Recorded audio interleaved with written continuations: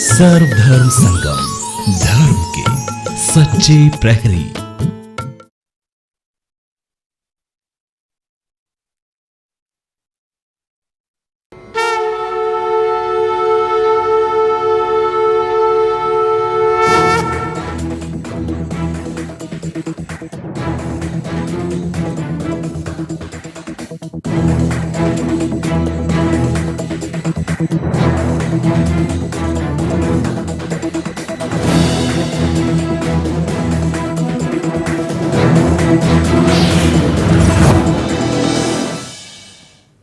नमस्कार, सर्वधर्म संगम में आपका स्वागत है और मैं हूं आपके साथ सतेंद्र भाटी। दर्शकों, कहा जाता है कि रंगमंच का इतिहास सदियों पुराना है और रंगमंच की उत्पत्ति भारत से ही हुई है। समाज में जो कुछ घटित होता है, रंगकर्मी अपने नाटकों के माध्यम से उसे दर्शकों के समक्ष रखते हैं ताकि एक स्वस्थ मनोरंजन के साथ साथ लोगों को अच्छी शिक्षा भी मिल सके और समाज का नवनिर्माण भी हो सके। लेकिन मौजूदा दौर में रंगमंच का जो बदला स्वरूप सामने आ रहा है, उसने रंगमंच के अस्तित्व पर कई सवालिया निशान लगा दिए हैं। आज लोग रंगमंच में केवल इसलिए आते हैं ताकि वो सिनेमा और टेलीविजन की दुनिया में कदम रख सकें। क्या सही है रंगमंच को सिनेमा जगत की पहली सीढ़ी समझना? क्यों एक खास वर्ग तक सिमट कर रह गया है रंगमंच? क्यों रंगमंच से दूर हो रहे हैं दर्शक और क्यों रंगहीन होता जा रहा है रंगमंच? इसी पर पेश है हमारा आज का खास कार्यक्रम, आपकी सोच आपका नजरिया।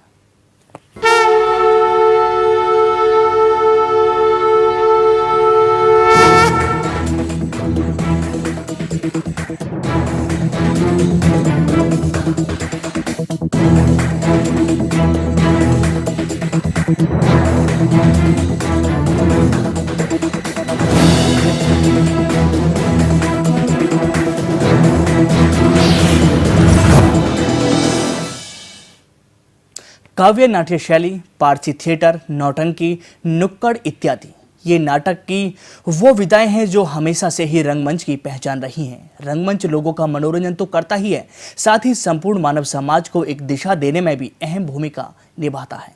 यही वजह है कि रंगमंच और समाज को हमेशा से ही एक दूसरे का पूरक कहा जाता रहा है। लेकिन बदलते दौर में रंगमंच को अपने अस्तित्व को बचाए रखने के लिए काफ़ी दिक्कतों का सामना करना पड़ रहा है। क्यों हुई है रंगमंच की ये स्थिति?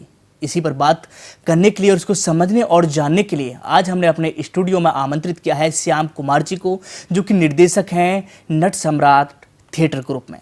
साथ ही साथ रामजी बाली साहब हमारे साथ मौजूद हैं, जो कि पूर्व छात्र हैं राष्ट्रीय नाट्य विद्यालय और अभिनेता और निर्देशक भी हैं वो। साथ ही साथ विश्व दीपक तिरखा साहब भी हमारे साथ मौजूद हैं, जो कि रंगकर्मी हैं। वो भी काफ़ी लंबे समय से थिएटर के साथ जुड़े रहे हैं। बहुत बहुत स्वागत है आप सभी मेहमानों को हमारे साथ स्टूडियो में आने के लिए। और साथ ही साथ डॉक्टर नरेंद्र मोहन साहब भी हमारे साथ इस चर्चा में जुड़े हुए हैं, जो कि लेखक हैं और साहित्यकार हैं। और उसके अलावा प्रकाश केरे, जो कि कला समीक्षक हैं, वो भी हमारे साथ इस चर्चा में जुड़े। बहुत बहुत स्वागत है आप दोनों मेहमानों का भी हमारे साथ इस चर्चा में जुड़ने के लिए। तो चलिए अपने खास मेहमानों से हम बातचीत का सिलसिला शुरू करें, लेकिन उससे पहले देखिए हमारी ये खास रिपोर्ट।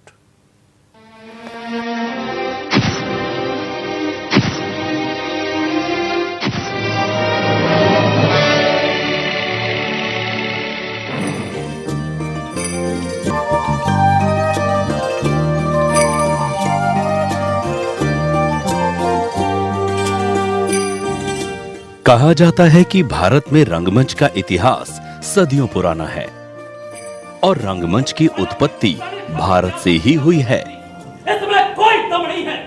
मैं तो डर के डालूंगा। इस कायर विद्या में हमारा मन नहीं रमता। लेखक का तो नाम ही बुला, या तो नाम ही डाकू बनूंगा या राजा।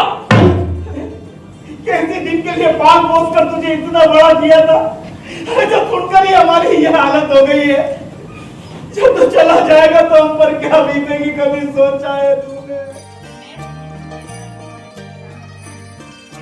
रंगमंच जिंदगी को जिंदगी की तरह जीने का मौका तो देता ही है, साथ ही ये कहना भी कतई गलत नहीं होगा कि रंगमंच जीवन को जानने, समझने और जीने का हुनर भी सिखाता है। भाई मैं तो आज दो जगह करके आया हूं और बहुत ही थका हूं। मेरे साथ कहीं जाने का कार्यक्रम ना बनाना। इन 4 सालों में इस कोर्ट कचहरी ने मुझे एक बड़ा वकील तो बना दिया, और साथ में काफी दबदबा भी समाज में बना दिया, लेकिन उम्र से पहले बूढ़ा बनाने में भी कोई कसर ना उठा रखेगी। यही वजह है कि रंगमंच को समाज का आईना भी कहा जाता है। मगर आज रंगमंच की जो स्थिति है उसे गौर से देखें तो पता चलता है कि हम अपने पारंपरिक लोक नाट्य कला से कितना दूर होते जा रहे हैं। ओ महामाया, ये तेरा कैसा विचार है? हे जननी, ये तेरा कैसा खेल है? माँ, खेल ही खेल में दे दो मुझे एक नन्हा सा लाल, जिससे मेरी सूनी गोद भर जाए। जो तुम मांगोगी मैं चढ़ाऊंगी माँ। माना कि वक्त के साथ बदलना और मौजूदा दौर के सामाजिक परिवेश को अपने नाटकों में दिखाना सच्चे रंगकर्मी का नैतिक कर्तव्य है। और ऐसे अनेक रंगकर्मी हैं जो अपने इस दायित्व का निर्वाह पूरी ईमानदारी के साथ कर रहे हैं और उनके इस प्रयास को सफलता भी मिल रही है।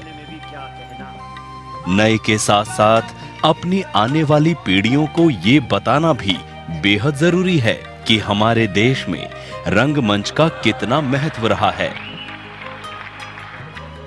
काव्य नाट्य शैली, पारसी थिएटर, और शादी की तमन्ना कर दूं। नौटंकी, चुगलई भुलाता कर देता जन्नत रशीद भुट्टा साक्षी से। नुक्कड़ इत्यादि नाटक की वो विधाएं हैं जो हमेशा से ही रंगमंच की पहचान रही हैं।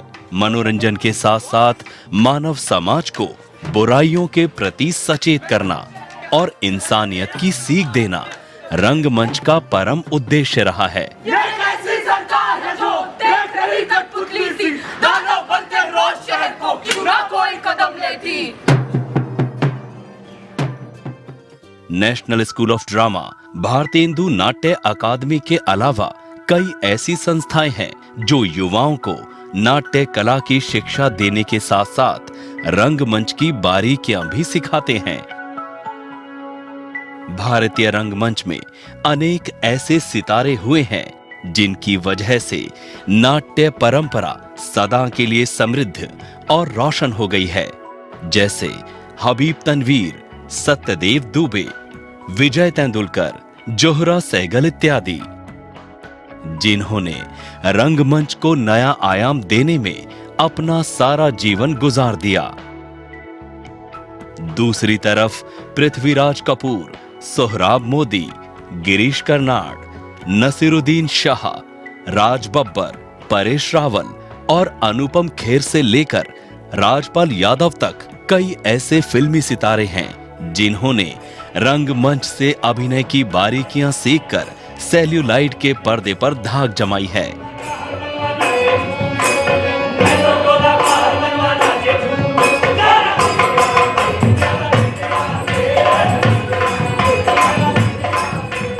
यही वजह है आज रंगमंच सिनेमा और टेलीविजन के क्षेत्र में जाने की सीढ़ी मात्र बनकर रह गया है। लोग रंगमंच की दुनिया में केवल इसलिए कदम रखते हैं ताकि वो सिनेमा और टेलीविजन की दुनिया में जाकर दौलत और शोहरत कमा सकें। लेकिन रंगमंच की दुनिया के माहिरों का कहना है कि रंगमंच का सम्मोहन अद्भुत है। जिसने भी एक दफा रंगमंच के तिलस्मी दायरे में कदम रखा है, रंगमंच उसकी रग रग में ऐसे उतर जाता है कि वो दूर जाकर भी कभी रंगमंच से दूर नहीं हो सकता। सर्वधर्म संगम से अंजनी बख्शी की रिपोर्ट। तो देखा आपने कि रंगमंच आज अपने किस दौर से गुजर रहा है और रंगमंच के अस्तित्व को बचाए रखने के लिए रंगकर्मियों को किन किन परेशानियों का सामना करना पड़ रहा है। क्यों नहीं बन पाता रंगमंच रंगकर्मियों की जीविका का स्रोत? आज हम रंगमंच के इन्हीं पहलुओं पर चर्चा करेंगे और इस दौरान हमारा टेलीफोन नंबर भी लगातार आपकी टीवी स्क्रीन पर फ्लैश होता रहेगा। आप भी हमें कॉल कर सकते हैं और इस विषय पर दे सकते हैं अपनी बेबाक राय। तो चलिए शुरू करते हैं अपने मेहमानों से इस विषय पर खास बातचीत। सबसे पहले श्याम कुमार जी आपके पास आना चाहूँगा, क्योंकि आप बहुत लंबे समय से नाटकों से जुड़े हुए रहे हैं। कहा जाता है कि रंगमंच की उत्पत्ति भारत से ही हुई है, बावजूद इसके रंगमंच आज भी रंग कर्मियों की आय का मुख्य स्रोत नहीं बन पाया है। ऐसा क्यों? श्याम जी आपसे बात कर रहा हूँ। हाँ, इसमें रेगुलर मतलब नाटक के लिए लोगों का ना मिलना, रेगुलर नाटक ना कर पाना। जैसे कुछ लड़के आते हैं, नए बच्चे आते हैं कि नाटक में काम करने के लिए, और वो जब लगता है कि 1 साल हो गया, 6 महीने हो गए, तो वो मुंबई की तरफ रवाना हो जाते हैं। अगर वो लग के रंगमंच में काम करें और अपना सोचे कि रंगमंच से मुझे अर्न करना है, कमाना है, तो उसको समय देना बहुत जरूरी है, जो कि नए लोग बिल्कुल नहीं देते हैं। नहीं देते जी। विश्व दीपक जी, क्या आपको लगता है कि आय की एक वजह रही है? और अगर सही मायने में लंबे वक्त तक जो कलाकार हैं वो रंगमंच के साथ जुड़े रहे, तो क्या उनका घर का चूल्हा सही तरीके से जल सकेगा रंगमंचों से? वैसे तो खैर आप जो आपने कहा ठीक कहा कि रंगमंच से ही घर का चूल्हा नहीं जल सकता, लेकिन स्थितियां चेंज हो रही हैं। मैंने देखा है कि सरकार भी काफ़ी आजकल ग्रांट्स वगैरह दे रही हैं और थिएटर हो रहा है, उससे भी थिएटर हो रहा है। और मैंने बहुत से रंगकर्मी ऐसे देखे हैं जो सिर्फ रंगमंच से ही अपने घर का गुजारा कर रहे हैं, और ये भी नहीं कि गाड़ियाँ भी मेंटेन कर रहे हैं। हाँ, ठीक। सो ऐसी बात नहीं है कि भाई टोटली इस बात को भी बिल्कुल निराशाजनक स्थिति में लिया जाए कि भाई रंगमंच से कुछ नहीं हो सकता। रंगमंच से ऐसी बात नहीं है, इतनी निराशाजनक स्थिति नहीं है। ये है कि अगर रंगमंच से जुड़े रहें और सिंसियरली रंगमंच से जुड़े रहें और रंगकर्म करें, तो मैं ये मानता हूँ कि ऐसी बात जो एक आदमी मान लीजिए कोई नौकरी करता है, सरकारी नौकरी करता है, उसकी तनख्वाह कितनी होती है? 25-30 हज़ार। बिल्कुल। और अगर आदमी सीरियसली रंग कर्म करे तो 25-30-40 हज़ार रुपये महीना कमाना कोई बड़ी बात नहीं है। बड़ी बात नहीं है, यानी इसकी जो गुजर बसर है वो होती रहेगी। बिल्कुल हो जाएगी। हाँ, चलिए बालिद साहब आपसे जानना चाहूँगा, अगर मैं बात करूँ पिछले यानी कि 2 दशकों की मैं बात करूँ और आज के वक्त की मैं बात करूँ, तो उस वक्त जितना क्रेज हुआ करता था लोगों में रंगमंच के प्रति, लोग बड़ी शिद्दत के साथ करते थे, और बड़े बड़े जो बॉलीवुड के अंदर सितारे हैं वो भी एनएसडी से निकले हैं, यानी कि रंगमंचों से ही वो आगे बढ़े हैं। तो क्या कहा जाए, उस दौर में और आज के दौर में कितना अंतर आप देखते हैं? जैसा कि आपने खुद ही कहा कि एक ही चीज़ की कमी दिखती है मुझे, युवाओं की आने में कोई कमी नहीं दिखती पहले और अब में, बल्कि अब संचार माध्यम भी बहुत बड़े हैं, फेसबुक है, 50 चीज़ों के इस तरह की इंफॉर्मेशंस के हमारे पास जरिए आ गए हैं। लेकिन एक चीज़ की कमी दिखती है, वो है शिद्दत, जो भी आपने कहा। तो लोग आते हैं, थोड़ा सा इसको मतलब 2 मिनट्स मैगी की तरह इस्तेमाल करना चाहते हैं। हाँ। पहले के टाइम में एक लॉन्ग पीरियड के लिए लोग आते थे कि चलो आए हैं तो 2 साल 3 साल करेंगे, और पहले भी लोग गए हैं, ऐसी बात नहीं है, सिनेमा में गए हैं, लेकिन फिर भी उनका ठहराव का और काम करने का तरीके में बदलाव था। आजकल थोड़ी सी जल्दबाजी लगती है। जल्दबाजी हो गई है। डॉक्टर नरेंद्र मोहन जी आपके पास आऊंगा। रंगमंच को हमेशा से ही समाज का पूरक कहा गया है, लेकिन आज रंगमंच की जो स्थिति है उससे देखकर तो यही लगता है कि जैसे रंगमंच एक खास वर्ग तक ही सिमट कर रह गया। ऐसा क्यों लगता है? क्योंकि आप लेखक भी हैं और साहित्यकार भी हैं। लगभग 25-30 साल से नाट्य लेखन के साथ जुड़ा हुआ हूँ, और उस नाट्य रंगकर्म के साथ भी। मुझे नहीं लगता कि नाटक या रंगकर्म किसी एक वर्ग के साथ जुड़ा हुआ है, बल्कि वर्गों की काट करता हुआ रंगमंच है, और लोगों के साथ उसका गहरा जुड़ाव है। बिना इस जुड़ाव के रंगमंच संभव ही नहीं है, ना ही नाट्य लेखन संभव है। इसलिए मुझे लगता है कि एक व्यापक पाठक वर्ग जो है, सभी वर्गों से मिला जुला हुआ जो पाठक वर्ग है, वह नाट्य विधा के लिए अनिवार्य है। जैसे लेखक, निर्देशक, अभिनेता और दर्शक, ये 4 पाए हैं रंगमंच के। तो इसलिए एक बहुत व्यापक स्तर पर जो दर्शकों का जुड़ाव रहा है रंगमंच के साथ, और अब भी मुझे लगता है कि अगर हम छोटी छोटी जगहों पर जाए, बड़े शहरों को छोड़ दीजिए, बॉम्बे और दिल्ली को, लेकिन जो मैंने छोटे छोटे शहरों में जाकर के रंगमंच देखा है, उससे लगता है कि रंगमंच को बड़ी शिद्दत से अपनाने वाले दर्शक भी हैं, लोग भी हैं, और एक व्यापक समुदाय उसके साथ जुड़ा हुआ है। एक बात यहाँ पर कही गई, ज़्यादा अच्छा होता कि ये सारी बातचीत पार्टिसिपेटिव होती, ये ना होता कि एक एक करके प्रश्न हमारे सामने परोस दिए जाते और उसका एक एक करके हम उत्तर देते। तो मुझे लगता है कि जो रंगहीन रंगकर्म की या रंगमंच की बात की जा रही है, वो अपने आप में एक फैलेसी है। ये जो कहा जाता है और के भी अभिनेता आते हैं चले जाते हैं, अभिनेत्री आती हैं चली जाती हैं, मैं कहता हूँ कि यही तो रंगमंच का सबसे ज़्यादा मज़ा है, उसका थ्रिल है।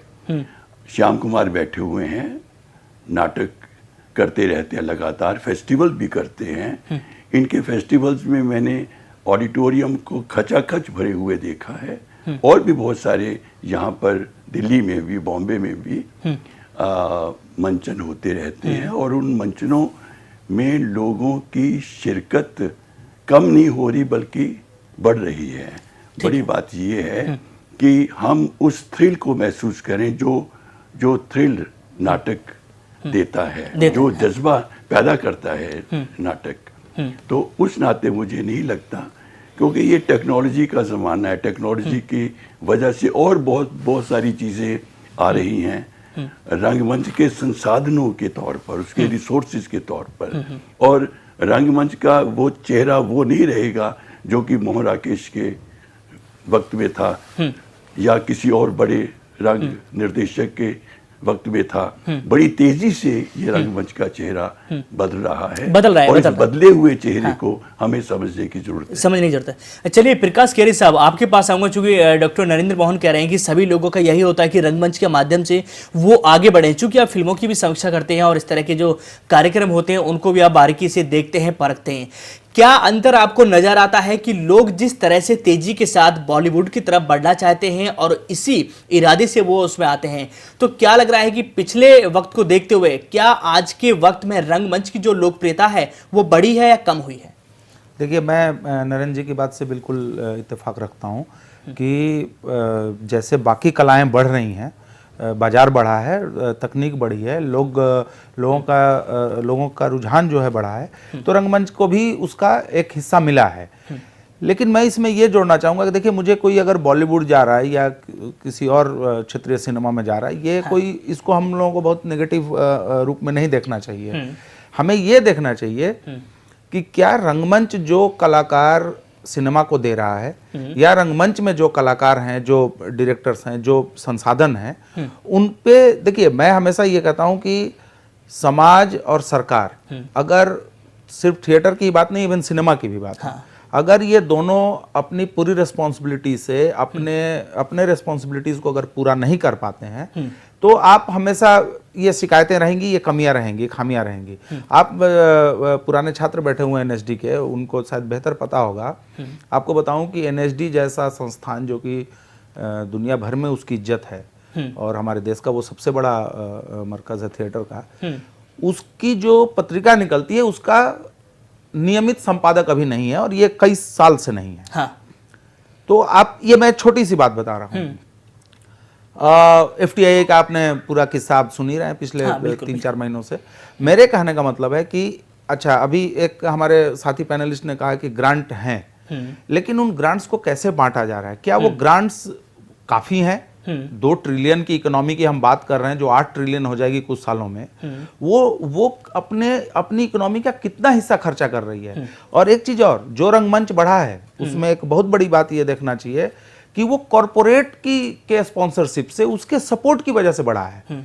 और इस कारण से क्या हुआ है कि जो आप संदेश की बात कर रहे थे, वो कहीं ना कहीं मुझे लगता है, खासकर मैं मराठी थिएटर के अपने अनुभव से कह सकता हूँ, अंग्रेजी थिएटर के अपने अनुभव से कह सकता हूँ, स्टैंड अप जो कॉमेडियन या उस तरीके के जो परफॉर्मेंसेज होते हैं उनसे मैं कह सकता हूँ कि उनमें कंटेंट जो है डाइल्यूट हुआ है, उसमें आर्ट डाइल्यूट हुआ है, एस्थेटिक्स डाइल्यूट हुआ है, और हिंदी पे भी उसका प्रभाव आप देख रहे हैं, धीरे धीरे वो पड़ रहा है। एनएसडी का जो सालाना जो महोत्सव होता है या और भी कुछ इस तरीके के आयोजन होते हैं, तकनीक, चमक दमक, ठीक है, लाइटिंग का प्रयोग, इन सब चीजों से करके एक पर्टिकुलर एक ऐसा एक पॉजिटिव एटमॉस्फेयर देने की कोशिश की जा रही है जिसमें कुछ पॉजिटिव है, ठीक है, लेकिन ठीक पूरा है। प्रकाश positive नहीं। प्रकाश केरे साहब लौटूंगा मैं आपके पास में। पूजा करनाल से एक दर्शक हमारे साथ जुड़ी हुई हैं। पूजा, बहुत बहुत स्वागत है आपका, सवाल पूछिए। हेलो जी, सवाल पूछें पूजा आप। जी सर, एक्चुअली मैं ना थिएटर ज्वाइन करना चाहती हूँ काफी टाइम से, लेकिन जब भी किसी ग्रुप में जाओ तो वहाँ तो पहले तो पैसे की डिमांड होती है कि ठीक है ये इतना पैसा और ये वो। इन केस अगर नहीं है पैसे तो बोलते हैं कि हाँ ठीक है हम आपको रख लेंगे, लेकिन कुछ कॉम्प्रोमाइज करने पड़ते हैं कुछ चीजें। तो उस सीन में हम क्या कर सकते हैं? अगर एक मिडिल क्लास फैमिली है और कोई चीज करना चाह रही है, थिएटर ज्वाइन करना चाह रही है, पैसे नहीं है, थोड़ा मिडिल क्लास से है, तो उन लड़कियों को थोड़ा सा कहीं ना कहीं या तो फिर वो उनकी बात मान लें या अदरवाइज वो फिर जो भी वो पेमेंट मांग रहे हैं उन चीजों को अरेंज करें। चलिए बिल्कुल बिल्कुल हम जवाब लेते हैं। क्या कर सकती हैं जी, लड़कियां? श्याम कुमार जी, बहुत गंभीर सवाल उठाया है। आमतौर में अगर हम ग्लैमर की बात करूं, चमक धमक की मैं बात करूं, तो बड़े बड़े सपने दिखाए जाते हैं और खास तौर से देश की महिलाओं को इस रास्ते पे ले जाने की कोशिश की जाती है। काफी गंभीर सवाल उठाया इस महिला ने। जी देखिए, पहली बात तो 5 उंगलियां जैसी नहीं है। दूसरी बात, पूजा थिएटर आपका इंतजार कर रहा है, आप थिएटर में आ जाइए। थिएटर में कोई डिमांड नहीं है, कोई पैसा नहीं मांगता, बस पैसे की नीड होती है तो मैक्सिमम हर ग्रुप की 1000 रुपये महीना, 1500 रुपये महीना आप कंट्रीब्यूट कर लीजिए। बेसिकली कंट्रीब्यूट होता है, वो रिहर्सल के चार्जेस हैं। आप कहीं से भी आएंगे पूजा जी तो जाहिर मुझे लगता है बस का किराया, मेट्रो का किराया देकर ही आएंगी। अगर उतना ही पैसा आप जिस संस्था से सीखना चाहती है, करियर बनाना चाहती है, अगर वहां दे दें, अगर वहां की भी जरूरत है तो अपने मेहनत दे दीजिए। आप अपनी ऑनेस्टी दे दीजिए कि सर आप मुझे थिएटर सिखाइए, मैं आपके साथ हूं। तो मुझे लगता नहीं कि पूरे भारतवर्ष में कोई डायरेक्टर होगा जो आपको मना करेगा। नहीं, वैसे भी ना मैं हरियाणा से हूँ और रोहतक मेरा घर है और करनाल के बारे में मुझे अच्छा पता है कि वहाँ कौन कौन लोग थिएटर कर रहे हैं। और मैं इस बात को, ये पूजा जी की बात बिल्कुल गलत है कि किसी ने पैसों की डिमांड की हो या कंप्रोमाइज़ की बात की हो, क्योंकि वहाँ पे जो भी लोग रंगमंच कर रहे हैं, इस जुड़े हुए हैं रंगमंच से, वहाँ एक सार्थक सांस्कृतिक संघ है। नहीं त्रिखा साहब, ये सवाल पूजा ने सिर्फ करनाल के ऊपर नहीं उठाया है, उसने इंक्लूडिंग दिल्ली। ऐसा नहीं है कि अगर एक व्यक्ति को, अगर एक बच्चे को कॉलेज में दाखिला लेना है तो वो सिर्फ अपने ही जिले में ले, वो देश के किसी भी हिस्से में जाकर दे सकता है। बाटी जी ऐसा है कि अभी वो करनाल से बात कर रही हैं, वो करनाल में रहती हैं, वो करनाल में ही थिएटर करना चाहेंगी फिलहाल, लेकिन वहाँ किसी ने कंप्रोमाइज के लिए कहा हो या किसी ने पैसे मांगे हो, मैं इस बात को बिल्कुल नहीं मानता। ये बिल्कुल ही एक बहुत बड़ा और मैं कहूँगा बहुत ही बिल्कुल निचले स्तर का आरोप है। ये पहली बार रंगमंच में सुनने को मिल रहा है। और जहां तक पैसे की बात है, हम दिल्ली में थिएटर करने के नाम पे ये कह सकते हैं, मैं अपना ग्रुप चलाता हूं, हम बच्चों से, मेरे पास लड़के आते हैं, गलती से कहीं भी 1 महीने का मुश्किल से देते हैं, उसके बाद उनसे एक ऐसा संबंध बन जाता है कि हम उनको पूछते हैं कि बेटा तू कैसे रहता है, तू कैसे जाएगा, है ना। और दिल्ली में रंगमंच करना आसान नहीं है। आप गिटार सीखने जाएंगे वहां पैसा देंगे, आप कंप्यूटर सीखने जाएंगे वहां पैसा देंगे। रंगमंच को क्या मतलब ये वो समझ लिया है कि मतलब ये अभी भी इनको लगता है कि जो डायरेक्टर है वो बीड़ी पीता हुआ मिले, वो फटा कुर्ता पहन के जाए। क्यों नहीं वो पैसे लेगा? 50,000 रुपए का ऑडिटोरियम मिलता है आधे दिन का किराए पे, कहां से नाटक करेगा वो? और ये बिल्कुल निराधार आरोप है और मैं इसकी बिल्कुल भर्त्सना करता हूं। एग्जैक्टली, बहुत खराब बात। देखिए बाली साहब, ये कोई आरोप नहीं है। अगर किसी ये आरोप है, ये बहुत बड़ा आरोप है। किसी भी दर्शक के साथ इस कदर का वाक्य सामने आया है तो हर किसी को लोकतंत्र का अधिकार है अपनी बात कहने का। नहीं तो मेरा भी जिस तरह से उनके सवाल का आप खंडन कर रहे हैं, उसी महानता के साथ उन्होंने अपनी बात भी आप लोगों के सामने रखी है। हम उसका खंडन करते हैं क्योंकि हम 20 साल से हम भी और यहाँ पर हमारा उद्देश्य रंगमंच को इस तरह से आरोपित करना नहीं है, लेकिन लोगों की सोच को, जिस तरह से लोगों की सोच है उसको सामने लेकर आना। भाटी जी, मैं वही कह रहा हूं कि बिना रंगमंच में प्रवेश किए ही उन्होंने सीधा एक बहुत बड़ा आरोप लगाया है जिसको मैं भर्त्सना करता हूं। चलिए लेकिन यहाँ पर बाली साहब मैं आपसे ही जानना चाहूंगा, रंगमंच में आखिरकार अगर हम बात करें इससे लोगों को बढ़ाने के लिए, जिस तरह से देखिए फिल्मों में मैसेज दिए जाते हैं वो एक अलग तरीके के होते हैं, लेकिन रंगमंच के जरिए एक उद्देश्य होता है और उसी उद्देश्य के साथ आगे बढ़ते हैं, चाहे वो चुनावी दौर हो या फिर किसी भी संदेश को जन जन तक पहुंचाने का काम हो। तो लगता नहीं कि बॉलीवुड की चमक धमक ने रंगमंच को थोड़ा फीका कर दिया? नहीं, मुझे बिल्कुल भी नहीं लगता है ऐसा, क्योंकि मैं बिल्कुल फील्ड में ग्रास रूट पे काम कर रहा हूँ और मुझे लगता है कि बॉलीवुड का एक अपना अलग दायरा है और रंगमंच का एक अलग दायरा है। उसकी कुछ प्रभाव, बल्कि अगर डायरेक्टर और वो ग्रुप करने वाला जिस तरह का उसकी संवेदनशीलता है उसको एनरिच भी कर सकता है। बॉलीवुड को खराब मतलब उसको नेगेटिव फॉर्म में ना देखें। और एक और अब जो बार बार इल्जाम हिंदी थिएटर वालों पे लगता है कि वो सिनेमा में चले गए, जैसे भी प्रकाश जी ने कहा, बहुत सही बात कही उन्होंने कि ये इसमें क्या बुराई है। अगर किसी ने एक्टिंग में स्पेशलाइज किया है, वो हिंदी बेल्ट का आदमी है, ये हिंदी सिनेमा का दुर्भाग्य है कि हिंदी सिनेमा एक नॉन हिंदी स्टेट में बनता है। मराठी एक्टर से तो कोई नहीं बोलता है कि आप रंगमंच भी कर रहे हैं और सिनेमा भी शूटिंग कर रहे हैं, शाम को सीरियल भी करते हैं, क्योंकि उसको वो भाग्यशाली है, उसको दोनों सुविधाएं अपने प्रदेश में मिल रही हैं। हिंदी प्रदेश वाले के साथ ये असुविधा है कि अगर हिंदी प्रदेश का नाटक करने वाला अगर सिनेमा करना चाहे तो उसे अपना प्रदेश छोड़ के एक नॉन हिंदी बेल्ट में जाना पड़ता है, तो उस पर पलायन का आरोप लगता है। बल्कि ये तो बहुत उल्टी बात है। अच्छा, चलिए श्याम कुमार जी, चूंकि आपने ग्रांट की बात की थी, सरकार की फंड की बात की थी, क्या आपको लगता है कि सरकार जिस तरह भी फंड यहाँ पर देती है रंगमंचों के लिए, क्या उसका सही इस्तेमाल होता है? जी, मुझे लगता है इसका सही इस्तेमाल होता है अगर सही जगह पहुंचे तो। अगर जो रेगुलर लोग थिएटर कर रहे हैं, कंटिन्यू थिएटर कर रहे हैं और थिएटर को अपना पूरा जीवन ही दे दिया, अगर उनके पास पैसे का अभाव रहता है हमेशा, क्योंकि कुछ पैसा हमारे पास है, कुछ मिले, कुछ कंट्रीब्यूट करें और कुछ सरकार हमें हेल्प करे, तो नाटक और अच्छा हो सकता है। हम ज़्यादा से ज़्यादा लोगों को सिखा सकते हैं, समझा सकते हैं और अपनी बात जो नाटक के जरिए कहना चाहते हैं वो पब्लिक तक पहुंच सकते हैं। मगर अक्सर देखा गया ग्रांट ऐसे लोगों के पास ज्यादा पहुंच जाती है जो साल में एक ही नाटक करते हैं, वो थोड़ा गलत है। जी, चलिए इस चर्चा को हम यूं ही जारी रखेंगे, लेकिन दर्शकों यहाँ वक्त हो चला है एक बहुत ही छोटे से ब्रेक का। ब्रेक के बाद भी जारी रहेगी रंगमंच की वास्तविक स्थिति को दर्शाती हुई हमारी एक खास पेशकश।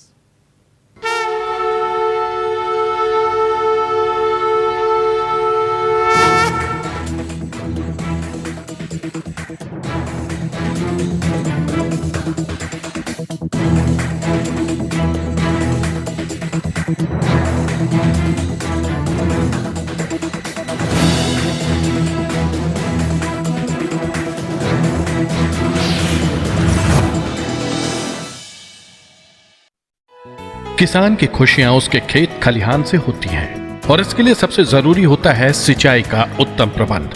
उत्तम सिंचाई के अभाव में न होता है खुशहाल किसान और न ही मिलती है उसे खुशियां।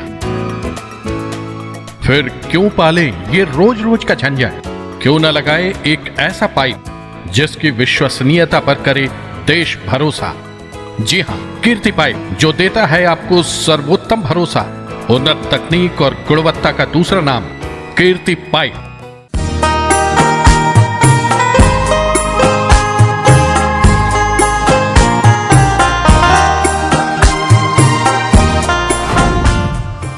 जो भी तुमसे मांगता है उसे दो, और जो तुम्हारा सामान ले जाए उनसे दोबारा मत पूछो, और जैसा व्यवहार तुम उन लोगों से चाहते हो वैसा उनके साथ करो।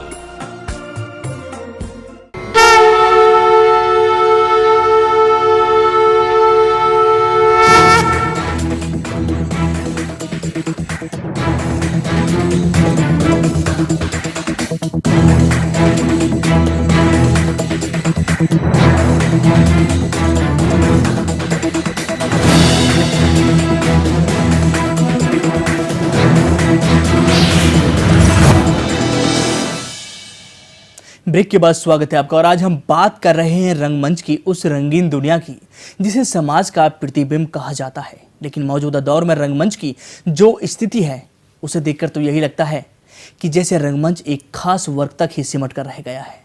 और अब आपको दिखाते हैं आज के दिनों में रंगमंच का क्या हाल है, जिसका जायजा लिया हमारे संवाददाता अंजनी बख्शी ने। देखिए खास रिपोर्ट। रंगमंच शब्द सुनते ही आंखों के सामने रंग बिरंगी पोशाकों में अभिनय करते कलाकारों की तस्वीर उभरने लगती है। लेकिन मौजूदा दौर में रंगमंच का जो स्वरूप सामने आया है उसे देखकर यही लगता है कि जैसे रंगमंच सिनेमा जगत में जाने की सीढ़ी मात्र बनकर रह गया है। क्यों रंगमंच से दूर हो रहे हैं रंगकर्मी, यही बात जानने और समझने के लिए आज हम लोग आए हैं दिल्ली के मंडी हाउस इलाके में, जिसे रंगमंच का गढ़ कहा जाता है। चलिए रंगकर्मियों से पूछते हैं कि वो रंगमंच के बारे में क्या कुछ सोचते हैं। आपका नाम? मेरा नाम युद्धवीर बकोलिया है। तो आपको क्या लगता है कि रंगमंच से जो कलाकार जो फिल्मों की तरफ भाग रहे हैं उसका मुख्य वजह आप किसे मानते हैं? देखिए, उसकी बहुत सारी वजहें हैं। क्योंकि रंगकर्म जो थिएटर है हमारा, वो पुख्ता आर्टिस्ट को बनाता है और एक्टिंग की और इस जो फील्ड की जो बारीकियां वो थिएटर ही हमें देता है, मंच देता है। उसके बहुत सारे कारण हैं। सबसे पहला कारण तो है फाइनेंशियली, कि पैसा थिएटर में नहीं है और पब्लिसिटी बहुत ज़्यादा नहीं हो पाती है, क्योंकि हर कलाकार की उम्मीद होती है कि उसको लोग जाने पहचाने, वो आगे बढ़े। तो जो अभी हमारा जो हिंदी रंगमंच है उसमें धीरे धीरे डेवलपमेंट्स हो रही हैं। आपका नाम क्या है? हरीश संतोषी। तो आप क्या समझते हैं कि रंगमंच जो है क्या एक खास वक्त तक सीमित होकर रह गया है?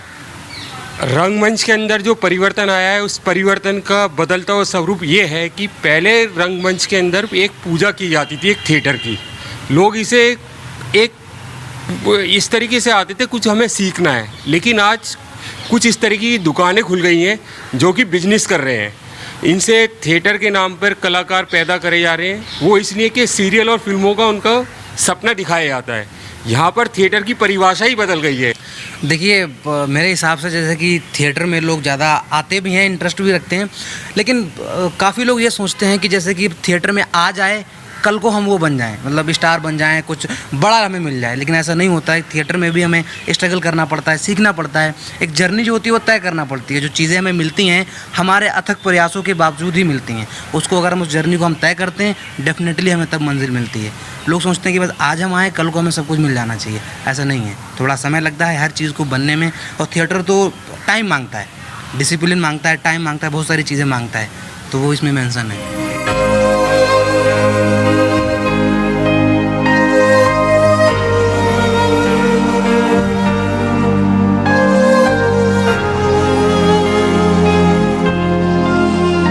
आपको क्या लगता है कि रंगमंच जो है जो आज एक खास वर्ग तक सिमट के रह गया, इसका मुख्य कारण आप क्या मानते हैं? मुख्य कारण है पैसों वालों की दुनिया। जो इस समय आप देखते हैं कई यहाँ पर उनके अच्छे अच्छे कंपनियों से लिंक हैं, उनके साथ स्पॉन्सरशिप लेकर के वो करते हैं और टिकट शो रखते हैं। वो टिकट शो रखने से ये क्या कि वही लोग आ पाते हैं जिनके पास पैसा है, और जो कंपनी है जो पैसा खर्च करती हैं, स्पॉन्सरशिप होती है, पब्लिसिटी होती है, तो एक स्पेशल एक ख़ास वर्ग बन गया है। मैं देखता हूँ कि वही यहाँ पर आता है। आम आदमी के लिए तो बहुत मुश्किल है। लेकिन रंगकर्मी जो हैं जो फिल्मों की तरफ एकदम भाग रहे हैं, उसके लिए आप किसको जिम्मेवार मानते हैं? उसके जिम्मेदार तो सरकार ही है, सीधी सी बात। क्योंकि एक आर्टिस्ट को जो दिल्ली में यही मंडी हाउस में भी बहुत से लोग, मैं 30 साल से कर रहा हूँ काम। एक टाइम था कि यहाँ का ऑडिटोरियम बेसमेंट में मिल जाता था, अपना LTG मिल जाता था, और आज की तारीख में 40-40 हज़ार, 50-50 हज़ार में बुक करवाओ, और उसके बाद टिकट शो रखो। टिकट से भी पैसा वसूल नहीं होता, किराया तक नहीं निकलता, तो आर्टिस्ट वो अपना कमाई कहाँ से करे? अब ये तो है नहीं कि शो करे और शो करता रहे और पेट। मैं तो अब ये कहता हूँ, कई डायरेक्टर मुझे भी बुलाते हैं, तो मैं ये कहता हूँ कि देखो खाली पेट तो आ जाऊँगा, लेकिन घर से मैं नहीं आ सकता, क्योंकि पैसा चाहिए, कन्विंस लगती है, जिसके कारण आर्टिस्ट सोचता है भैया ये क्या काम करूं, बस 1-2 नाटक कर लिए, चलो मुंबई चलते हैं, कहीं ना कहीं तो काम मिलेगा। तो आज के दौर के जो रंगकर्मी हैं, उन्हें रंगकर्म को जिंदा रखने के लिए किन किन समस्याओं का सामना करना पड़ रहा है? वही पहली समस्या तो यही है, पैसा। पैसे से सब कुछ है। उसको कहीं भी आना जाना है, रिहर्सल स्पेस लेना है, रिहर्सल करनी है, और वहाँ पे रिहर्सल करेंगे, हाथ में कितनी दिन रिहर्सल करेगा? रिहर्सल के लिए उसे चाय पानी कुछ जुगाड़ तो करना पड़ेगा। वो सारे इंतज़ाम नहीं होंगे तो आदमी भागेगा। आदमी किस लिए कर रहा? पेट के लिए कर रहा है। पेट के बिना सब बेकार है। हमने तो देखा 30 साल में, हमने देख लिया, पैसा है तो सब कुछ है।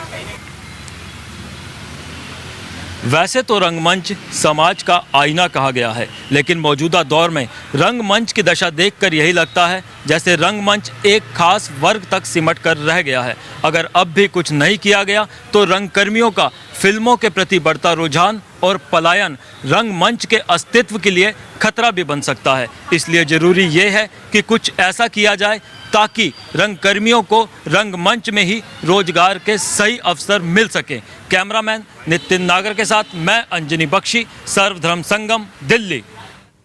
तो ये हमारे संवाददाता अंजनी बख्शी रंगमंच से जुड़े रंगकर्मियों की जो समस्या है उनसे पर्दा उठाने की कोशिश कर रहे थे, जानने की कोशिश कर रहे थे कि आखिरकार कितनी परेशानियों का सामना उन रंगकर्मियों को करना पड़ता है। सबसे पहले चलिए बाली साहब आपके पास ही आना चाहूँगा, चूंकि यहाँ पर बहुत सारी बातें निकल के सामने आई। जो अंजनी बख्शी बात कर रहे थे, तमाम लोगों से आप ही के साथ के लोग हैं, वहीं पर आसपास आपके जूनियर सीनियर लोग होंगे, वो बता रहे थे कितनी सारी समस्या है, लेकिन सबसे बड़ी समस्या जो निकल कर सामने आई है वो पैसे की ही आई है कि फाइनेंशियल प्रॉब्लम सबसे ज़्यादा होती है।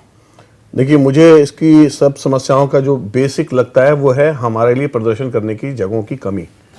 ऑडिटोरियम्स सरकार को और बनाने चाहिए, और थोड़ा सा डिसेंट्रलाइज करने की भी ज़रूरत है क्योंकि मंडी हाउस में ले दे के 3-4 ऑडिटोरियम है जिसमें एक दो में ही ज्यादातर लोग नाटक करना पसंद करते हैं, और जिनमें करना पसंद करते हैं वो सरकार से लीज पे लिए गए थे कल्चर के बढ़ावे के लिए, लेकिन वो अब बहुत बड़े कॉर्पोरेट हाउस में बदल चुके हैं। तो वहां पे हमारे लिए टिकट लगा के उसको वसूल करना बिल्कुल असंभव है, और मुझे लगता है कि इस और सरकार को ध्यान देना चाहिए और इसमें पारदर्शिता रखनी चाहिए कि कौन लोग जेन्युइनली थिएटर कर रहे हैं और कौन लोग थिएटर के नाम पे दुकानदारी कर रहे हैं। तो उसको फाइंड आउट करके उनकी मदद करनी चाहिए और छोटे छोटे ऑडिटोरियम्स बनाने चाहिए, और इसमें मुझे लगता है कि बहुत ग्रास रूट पे जाके काम करना चाहिए, तब हम आम दर्शक तक अपने रंगमंच को पहुंचा पाते हैं यहाँ पर। अविष्ट जी, क्या आपको लगता नहीं जिस तरह से ये लोग बात कर रहे थे, जो हमारे संवाददाता बात कर रहे थे, कि वाकई जो कॉर्पोरेट हाउसेस हैं उनका बोलबाला रंगमंचों में भी देखने को मिलता है, क्योंकि जिनको वो सपोर्ट करते हैं, जिनको स्पॉन्सर करते हैं, वो ही ज़्यादा आगे बढ़ते हैं, लेकिन जो असल में कलाकार होते हैं आज वो काफ़ी पीछे हुए? नहीं खैर, मैं इस बात को मैं तो नहीं मानता, क्योंकि जिस आदमी में कला छुपी हुई है, जो कलाकार है वो अपने आप को कहीं ना कहीं साबित कर देता है। ठीक है, ये कारपोरेट हाउसेस स्पॉन्सर करते हैं वो बात अलग है, लेकिन यही नहीं कि जिनको स्पॉन्सर करते हैं वही लोग आगे आते हैं। मैंने बहुत से ऐसे जेन्युइन कलाकार देखे हैं जो कहीं से कुछ नहीं लेते लेकिन लगे हुए हैं, और वो आज बड़े अच्छे कलाकारों में गिने जाते हैं। सो कारपोरेट हाउसेस को इस बात के लिए करना, बाकी बाली की बात से मैं सहमत हूँ कि सरकार को इस बारे में सोचना चाहिए। कारण ये है कि अगर आप एक छोटी सी बात मैं आपको बता रहा हूँ, अगर आप सोचेंगे तो आप भी कहेंगे वाकई इतनी बड़ी डिस्पैरिटी। आप किसी भी स्टेट गवर्नमेंट का या सेंट्रल गवर्नमेंट का स्पोर्ट्स का बजट देख लीजिए और कल्चर का बजट देख लीजिए, आप सुनकर हैरान रह जाएंगे कि स्पोर्ट्स का बजट जो है कम से कम 100 गुना ज़्यादा है कल्चर से। तो सर, जब वैसे मैं मानता हूँ जैसे कहते हैं 3-4 पिलर हैं, एक 5वां पिलर ये कल्चर कह लीजिए, 6ठा पिलर स्पोर्ट्स कह लीजिए, तो इनमें इतनी डिस्पैरिटी क्यों? आप कल्चर को भी उतनी अहमियत दीजिए, उतना फंड दीजिए, उतना बजट दीजिए, आप देखिए कलाकार कहाँ के कहाँ पहुँचते हैं। लेकिन तिरखा साहब, जितना फंड सरकार कल्चर के लिए देती भी है या फिर रंगमंचों के लिए देती है, उसका भी सही इस्तेमाल कहाँ होता है? उसके लिए भी आपको आवाज उठानी चाहिए कि जितना पैसा बहरहाल सरकार की तरफ से मिल रहा है उसका तो सही से इस्तेमाल होना चाहिए। देखिए, ऐसा है कि इस बार की मेरी उम्र 62 साल है और मुझे नहीं पता था कि कल्चर से ग्रांटें भी मिलती हैं। मुझे पहली बार आगे पता लगा कि कल्चर से ग्रांट मिलती है। सो मैंने भी उसमें अप्लाई किया था, लेकिन मैंने जो लिस्ट देखी है इस साल की, जो लोग मेरे आसपास काम कर रहे हैं, मैंने लिस्ट देखी है, तो मेरे ख्याल से तो वही लोग हैं जो रियली सच्चाई में काम कर रहे हैं, उन्हीं को मिली है। मुझे नहीं लगता कि मिसयूज हुआ है। श्याम कुमार जी, आपके ऊपर सवाल उठता है क्योंकि आपने एक बात कही थी कि यहाँ पर सही मायने में जो रंगमंच से जुड़े हुए हैं, जो लगातार लोग काम कर रहे हैं, उनको सरकार की तरफ से वो मदद नहीं मिल पाती है जी। और यहाँ पर तिरका साहब का कहना है कि बिल्कुल सही मायने में उन्हीं को मिली है जो लोग काम कर रहे हैं। जी, सिर्फ इस पे इतना ही फर्क है कि सही लोगों को ग्रांट तो मिली है, मगर वो साल में काम कितना कर रहे हैं। हाँ, सिर्फ ग्रांट के लिए ही पे कर रहे हैं। exactly. तो ये मेरे ख्याल से ठीक नहीं। ये बात ठीक सरकार आपको सपोर्ट करती है कि आप जो काम कर रहे हैं इसमें ये प्रोत्साहन है, आप और अच्छा काम कीजिए, मगर पूरे साल काम करते रहिए। मगर ये नहीं हुआ कि एक प्ले के लिए ग्रांट मिली और प्ले बंद कर दिया उसके बाद। तो वो हुआ कि आपको पैसा मिल रहा था, पैसे के लिए काम कर रहे हैं। अभी जैसे अंजनी बख्शी जी से बात हुई थी आपके संवाददाता से लोगों की, मुझे लगता है कि ये इसकी थोड़ा सा गहराई में जाने की जरूरत है। इसका कलाकारों को पैसा ना मिलना, जो आप बार बार कह रहे हैं कि पैसा नहीं मिल रहा रंगमंच में और पैसा मिलना चाहिए, मैं भी कहता हूं कि पैसा मिलना चाहिए। हम नहीं बोल रहे हैं इस बात को, लोग बोल रहे हैं, दर्शक बोल रहे हैं, जो वहां के कलाकार हैं वो बोल रहे हैं। जी, मैं भी कह रहा हूं कि पैसा मिलना चाहिए, मगर उसके लिए थोड़ी सी पीछे जाने की जरूरत है कि इसका मुख्य कारण है हॉल के बढ़ते किराए। ठीक है, और उसका किराया, जैसे मैं बोलता हूं कि 10 साल पहले मैंने फेस्टिवल किया था दिल्ली के सभागार में, उसका किराया 10 दिन का फेस्टिवल था, वो जितना किराया था आज जब मैं करता हूँ ऑडिटोरियम में नाटक जाके तो 1 दिन का किराया है। 10 साल में 10 गुना किराया बढ़ गया है। ठीक है, अगर हम कैलकुलेट करें, जैसे मंडी हाउस सब में ही 4-5 ऑडिटोरियम है, उनका किराया इतना है कि एक पर सीट 150 रुपए पर सीट किराया है। मतलब 135 रुपए से लेके 150 रुपए पर सीट किराया है। अगर वही हम सिनेमा देखने जाते हैं 150 रुपए की टिकट है। अगर 150 रुपए पर सीट हॉल का किराया है, प्रोडक्शन कॉस्ट है, कुछ आर्टिस्ट पेमेंट है, कुछ अपने सेट्स हैं, लाइट्स हैं, बेसिक से बेसिक अगर हाउसफुल भी होता है तो 300 रुपए पर सीट तो हॉल की कॉस्ट है। वो कहां से निकलेगा? वो दर्शक से निकलेगा। वो सारा बोझ पड़ा किस पे? दर्शक पे। तो दर्शक तो अपने आप ही दूर होंगे। जैसे लगता है कि फैमिली में मुझे महीने में 2 बार प्ले देखना है, मगर मैं 2 बार अपनी फैमिली को प्ले नहीं दिखा सकता। लेकिन सर फिल्म देखने के लिए लोग जाते हैं, 300 रुपए टिकट है सर, 300 रुपए भी टिकट होती है। लेकिन मैं लौटूंगा यहाँ पर, एक दर्शक हमारे साथ अलवर राजस्थान से जुड़े हुए हैं। संजय, बहुत बहुत स्वागत है संजय, आपका सवाल पूछें। संजय, सवाल पूछा आप अपना। चलिए, लगता है उनसे संपर्क हमारा टूट चुका है। श्याम कुमार जी, लेकिन लोग दर्शक जाते हैं, सिनेमा घरों में जाते हैं, वहां भी 200, 250, 300 रुपए वो खर्चते हैं। खर्चते हैं, बिल्कुल वही मैं कह रहा हूँ। तो ऐसे नहीं है, मगर कुछ हमारी जो अपनी गवर्नमेंट है काम कर रही है, दिल्ली गवर्नमेंट है, सेंट्रल गवर्नमेंट है, वो फ्री शोज करते हैं, तो आम दर्शक पहुंचता है वहां, फ्री एंट्री शोज है। अब सारे कलाकार, रंगकर्मी फ्री शोज करेगा और उनको ऑडिटोरियम फ्री मिलने लग जाए। और मुझे लगता है कि दिल्ली में ही बनवाने की जरूरत नहीं है, हमारे सेंट्रल दिल्ली में ही कम से कम 50 ऑडिटोरियम है जो गवर्नमेंट के पास है। उसमें कुछ नहीं होता, साल में कॉन्फ्रेंस होती है। अगर वो ही देना शुरू कर दे रंगकर्मियों को, बातचीत तो के लिए काफी स्थिति सुधर सकती है। जी जी। अब चलिए डॉक्टर नरेंद्र एक चीज मैं कहना चाहूंगा, थोड़ी सी बात की, अगर जैसे अगर हम कोई रेंट पे भी आता है, ठीक है, एक पैरामीटर तय है कि हर साल 10% किराया बढ़ेगा। मुझे लगता है कि गवर्नमेंट को कुछ अंकुश लगाना चाहिए ऑडिटोरियम वालों पर कि हर साल आप 5% से ज्यादा किराया नहीं बढ़ा सकते। उनका मन करता है कि हमारा हॉल चल निकला है तो 20% बढ़ाता है, कोई डबल कर देता है, कोई कुछ कर देता है। तो मुझे लगता है इस पे थोड़ा सा काम होना चाहिए, यानी सरकार को ध्यान देना चाहिए और एक अंकुश लगाने की इस पर जरूरत है। चेक होना चाहिए। जी, डॉक्टर नरेंद्र मोहन साहब, आपके पास आना चाहूंगा। जिस तरह से एक रिपोर्ट हम देख रहे थे, उसमें समस्याएं सामने आ रही थी कि कितनी सारी परेशानियों का सामना करना पड़ रहा है रंगकर्मियों को। आखिरकार ये सब परेशानियां किस तरह से दुरुस्त हो सकती हैं आपकी नजर में? परेशानियां और समस्याएं तो हैं ही, जैसा कि हमारे साथियों ने कहा है, लेकिन बड़ी समस्या तो है उस जज्बे का आहिस्ता आहिस्ता ख़त्म होते जाना। ग्रांट्स भी जो मिल सकती हैं, मिलती ही हैं, किन लोगों के पास पहुंचती हैं इसकी भी चर्चा हमारे साथियों ने की। ग्रांट्स मिल जाने के बावजूद भी अगर रंगमंच नहीं होता है या कम होता है तो ये चिंता का विषय तो है। लेकिन देखना यही होगा कि आमतौर पे ये होता है कि भी निर्देशक भी या कुछ ग्रुप्स भी ये कह देते हैं कि भी एक पात्रीय नाटक लाओ, क्योंकि उनके पास पूरी टीम नहीं होती, क्योंकि पूरी टीम चाहिए, बड़ी टीम चाहिए कोई बड़ा नाटक करने के लिए। तो बड़े नाटक करने के लिए बड़ी ग्रांट्स चाहिए। बड़ी ग्रांट्स जो है वो उन लोगों की झोली में पहुंच जाती है जो इसके काबिल नहीं होते, या बहुत कम ऐसे लोग होते हैं जो उसका सार्थक सही उपयोग करते हैं। मैं फिर कहना चाहूँगा, बात ग्रांट की उतनी नहीं है। ग्रांट मिले, गवर्नमेंट का पैसा है, हमारा अपना पैसा है, उसका उपयोग होना ही चाहिए। पर ग्रांट पर निर्भर थिएटर कभी बहुत बड़ा विकास कर सकता है, विकास नहीं इसमें मुझे संदेह है। चलिए लौटूंगा डॉक्टर नरेंद्र। बात सुन लीजिए। आप बीच बीच में ना बात को पूरा नहीं होने देते। चलिए, दर्शक भी, चूंकि डॉक्टर नरेंद्र मोहन साहब दर्शक भी हमारे साथ जुड़े हुए हैं, जो कि अपने कार्यक्रम के दौरान अपने सवालात आप तक पहुंचाएंगे, उनका भी जवाब आपको देना होगा। एक दर्शक प्रमोद हरिद्वार से हमारे साथ जुड़े हुए हैं फोन लाइन पर। प्रमोद, सवाल पूछे आप अपना। सर जी नमस्कार। नमस्कार, सवाल पूछें। सर मैं हरिद्वार से बोल रहा हूँ, मेरे को एनएसडी ज्वाइन करना है, प्रोसेस बताइए सर। एनएसडी ज्वाइन करना है आपको? हाँ, चलिए जवाब जी बाली साहब आप जवाब दीजिए।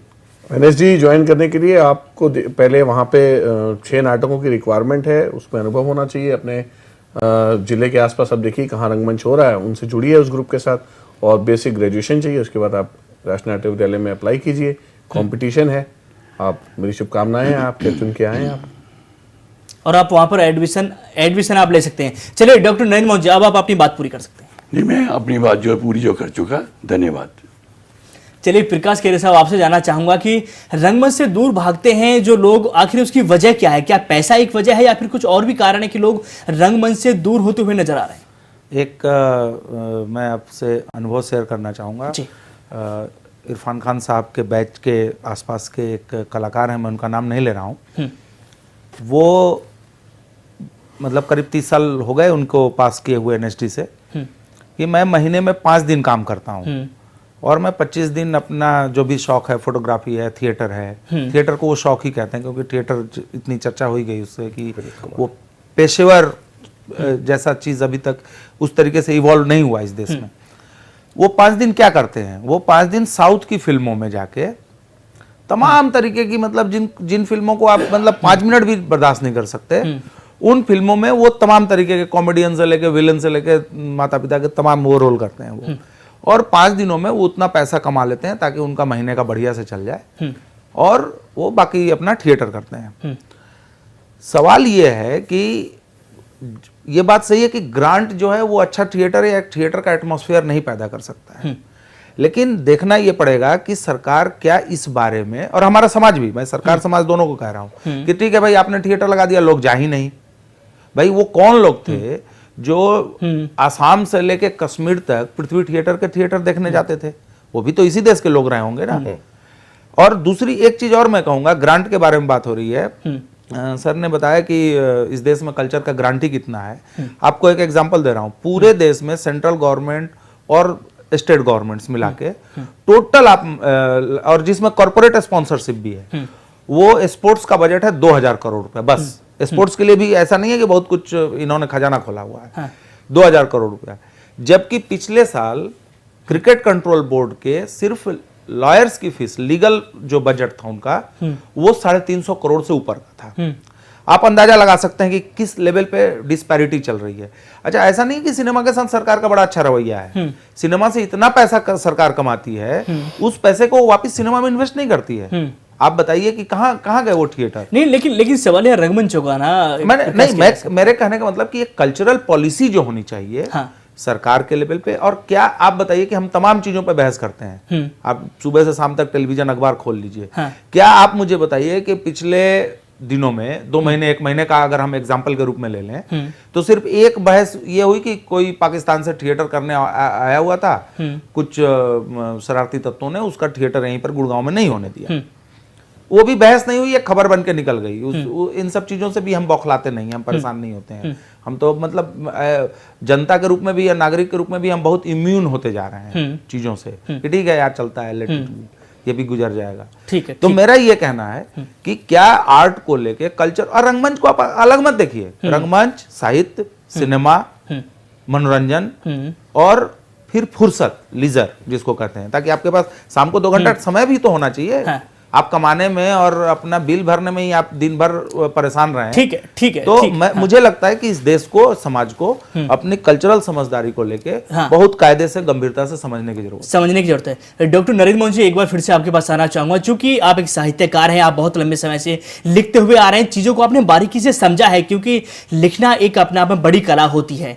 तो क्या आपको ग्रांट का आपने जिक्र पहले किया था कि ग्रांट इतनी बड़ी समस्या नहीं है, सरकार को और भी बातों पर ध्यान देना होगा। जिस तरह से प्रकाश केरा आप सब बोल रहे थे कि यहाँ पर क्रिकेट का भी बहुत ज्यादा बजट नहीं है, सिर्फ 2000 करोड़ का बजट है। नहीं, बाकी खेलों का, बाकी खेलों का तो बहुत है, बाकी खेलों का और खेलों की चलिए हम बात करें, क्रिकेट के अलावा जो और खेल हैं, क्योंकि सिर्फ क्रिकेट का तो 350 करोड़ की फीस हो जाती है लीगल जो एडवाइजर्स है उन लोगों की। लेकिन यहाँ पर अगर रंगमंच की हम बात करें तो क्या इसमें जागरूकता एक बड़ा विषय है कि लोग पूरी तरह से जागरूक नहीं हो पा रहे हैं, इस वजह से कम होते जा रहे हैं इसके प्रति लोग आने? मेरा तो ख्याल है कि जागरूकता पहले से ज्यादा बढ़ी है जी, इसलिए जागरूकता कम हुई है, ये मेरी समझ से बाहर है। जहाँ तक जो ग्रांट्स की बात है, हमारे यहाँ कल्चर के लिए, शिक्षा के लिए, यहाँ तक कि साइंस के लिए भी बजट कट्स कितने हुए हैं पिछले 1 साल में, ये आपसे छिपा हुआ नहीं है।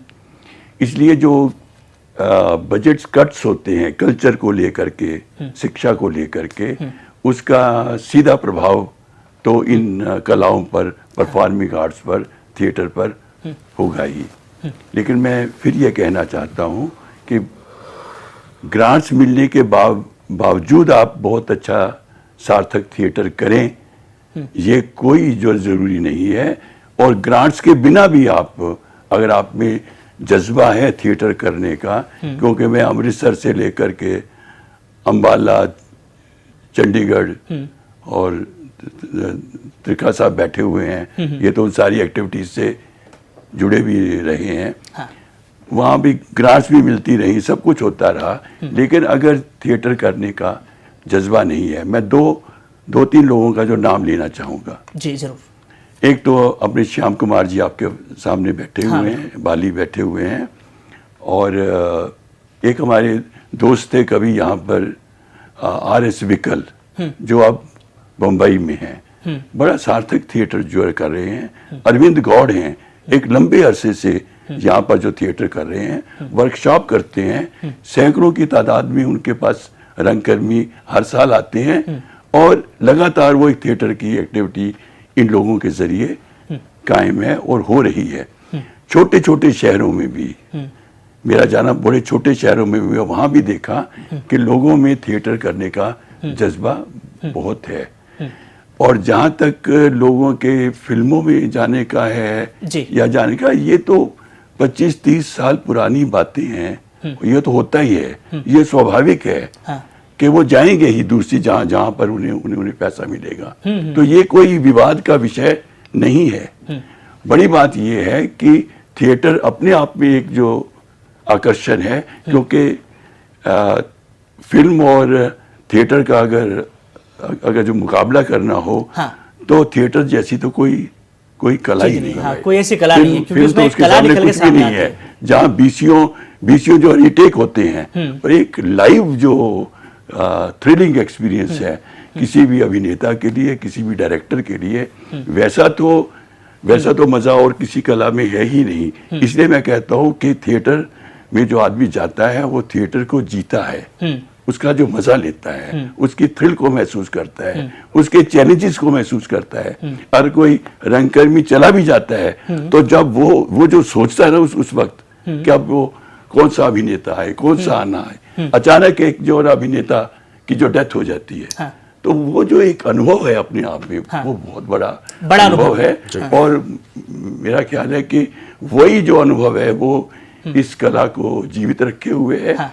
और बाकी सब जो टेक्नोलॉजी नई आ रही है, नई बातें आ रही है, नई ग्रांट्स आ रही है, वो सब कंट्रीब्यूटरी फैक्टर्स हैं। और उससे है कि रंगमंच का चेहरा बड़ी तेजी से बदल रहा है और इसे हमें नए सिरे से लेखकों को भी, रंगकर्मियों को भी, निर्देशकों को भी उसकी सूरत को नए सिरे से पहचानना होगा आज के समय में। जी चलिए हम विश्व दीपक त्रिखा जी आपसे समझना चाहूंगा, क्या आपको लगता नहीं है कि ऐसा तो नहीं है कि जो स्टार होते हैं, जो छोटे पर्दे पर या बड़े पर्दे पर लोगों को दिखाई देते हैं, उनको एक अलग ही मान सम्मान मिलता है, एक पहचान मिलती है, नेम फेम उनको दोनों मिलता है, लेकिन रंगकर्मी जो हैं उनको इतनी ज़्यादा पहचान नहीं मिल पाती है, इतना ज़्यादा सम्मान नहीं मिलता है। शायद ये भी वजह है कि लोग थोड़ा उससे भटकने लगे हैं और सभी का सपना सिर्फ बॉलीवुड तक जाना ही रह गया है। नहीं, इससे पहले मैं एक बात और बताना चाहूँगा आपको। अभी प्रकाश जी ने बात की कि गुड़गांव में एक नाटक हुआ था, पाकिस्तान से टीम आई थी, और अब नरेंद्र मोहन जी ने कहा कि रुझान कम नहीं हुआ है। तो इसका एक सटीक सा एग्जांपल है कि वो जो नाटक हुआ था मेरे यहाँ हुआ था, जिसमें कुछ लोगों ने आके रुकावट डाली थी। वो मैंने पाकिस्तान से टीम को बुलाया और वो 100 कार्ड शिव सैनिक, पता नहीं थे या नहीं थे, उन्होंने आके 2 मिनट के लिए स्टेज पे वो किया कि पाकिस्तान से टीम आई है, हम नहीं होने देंगे। रुझान की बात देखिए कि जो लोग 500-600 लोग जो नाटक देख रहे थे, उसमें से 20-25-30 लोग आए और उठा के उन लोगों को बाहर फेंका। With in short span of 3 minute वो नाटक दोबारा शुरू हुआ और पूरा कंप्लीट हुआ और उनको बहुत आदर मान मिला। तो ये लोगों का रुझान है ना, लोगों का प्यार है थिएटर के प्रति। बोलो ये नहीं था पाकिस्तान से आए, लेकिन उनको थिएटर में रुचि थी, वो देखना चाहते थे। लोगों ने आगे दंगा किया, 3 मिनट में दंगा खत्म हो गया, नाटक दोबारा शुरू हो गया। लेकिन न्यूज ये बनती है कि 3 मिनट में आके नाटक रोका गया, लेकिन न्यूज ये नहीं बनती कि दर्शकों ने उन लोगों को बाहर निकाला और उसके बाद नाटक दोबारा उसी सम्मान के साथ शुरू कर दिया। यानी कि इस तरह के असामाजिक तत्व जो समाज में होते हैं, उनका कोई भी दबंगई का असर रंगमंच पर या फिर रंगकर्मियों पर बिल्कुल भी देखने को नहीं मिलेगा। चलिए बहुत बहुत शुक्रिया आप सभी मेहमानों का हमारे साथ बातचीत करने के लिए और इस खास चर्चा में हमारे साथ जुड़ने के लिए। डॉक्टर नरेंद्र मोहन जी आपका भी बहुत बहुत शुक्रिया और प्रकाश के रे साहब आपका भी बहुत बहुत शुक्रिया हमारे साथ इस चर्चा में शामिल होने के लिए। दोस्तों, रंगमंच हमेशा से ही समाज का आईना रहा है, जो लोगों का मनोरंजन करने के साथ साथ लोगों को जागरूक करने का भी काम करता है। लेकिन बदलते दौर में सिनेमा और टेलीविजन का क्रेज इतना बढ़ गया है कि रंगकर्मी फिल्मों की चकाचौंध से प्रभावित होकर रंगमंच से दूर होने लगे हैं। और जो थोड़े बहुत लोग रंगमंच की तरफ आते भी हैं तो उनके दिलो दिमाग में भी बस एक ही बात रहती है, क्या रंगमंच से अभिनय की बारीकियां सीखकर सिनेमा जगत में हाथ आजमाया जाए। लेकिन ऐसे बड़े सवाल यहां पर यह उठता है कि अगर ऐसी सोच के साथ लोग रंगमंच की तरफ आएंगे तो क्या रंगमंच का अस्तित्व कायम रह पाएगा? सोचिए जरा। बहरहाल इस एक बड़े सवाल के साथ मुझे दीजिए इजाजत। नमस्कार।